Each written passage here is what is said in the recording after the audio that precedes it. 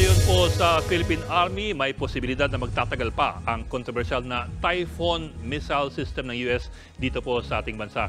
Ito pong Typhoon missile system ay dinala ng US sa Pilipinas noong Abril para sa salaknib exercises ng US at Philippine Army at para sa balikatan exercises ng US at Philippine military.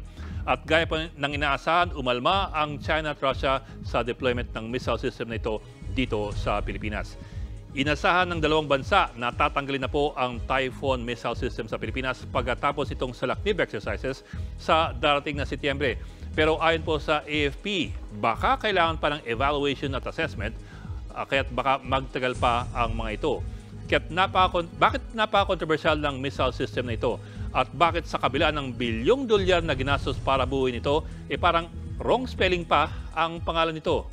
Unang-una, talaga pong typhoon yan with one O, hindi po typhoon. Ang typhoon po ay isang higanteng halimaw sa Greek mythology, ito nasa kanan, hindi po siya isang bagyo. Pangalawa, controversial siya dahil sa kanyang kapabilidad. Kaya kasi niyang magpalipad ng dalawang klaseng missiles. Nariyan po ang SM-6 missile na pwedeng anti-ship, anti-air at anti-ballistic missile. At meron po itong range na halos 500 kilometro. Gaano kalayo po yun? Halimbawa po, kung sakaling ma-deploy siya sa pinakakanlurang bahagi po ng Palawan, dito po, abot niya ang halos buong Spratly Islands banda rito. Lalo na pati po yung mga ilan sa artificial islands ng China doon sa area. Tingin din ng US na baka kaya nitong i-intercept ang mga hypersonic missiles ng China. Pero hindi pa po kumpirmado yan. Pero ito pa, kaya rin po ng Typhoon system na mag-launch ng mga Tomahawk cruise missiles. Bagamat subsonic lamang itong Tomahawk, meron naman siyang range na hanggang 1,000 kilometers. Kaya't kung sakaling nakadeploy po siya sa Luzon, abot niya ang malaking bahagi po ng coastal region ng mainland China. Ang isang Typhoon missile battery, meron pong 4 na containerized missile launchers, parang nasa container ship, at isang command center.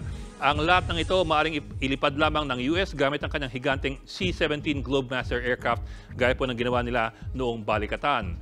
Ngayon, ang tanong, permanente bang ilalagay ang Typhoon missile system dito sa Pilipinas? Wala pa pong indikasyon at wala pang linaw yan. Katunayan, ang sabi nga ng ilan, launcher lamang naman ang pinadala dito ng US. Hindi pa kasama ang mismong missile. Bakit? Dahil orientation and familiarization lamang naman daw yan ang ginawa para dito sa ating mga tropang Pilipino.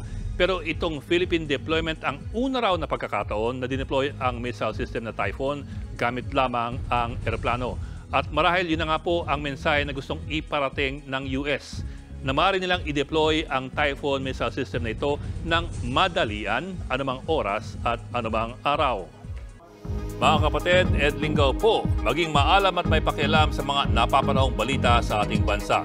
Para sa mas malalimang pagtalakay at paghimay sa mga issue at headlines, tumutok lamang at mag-subscribe sa social media pages ng News 5.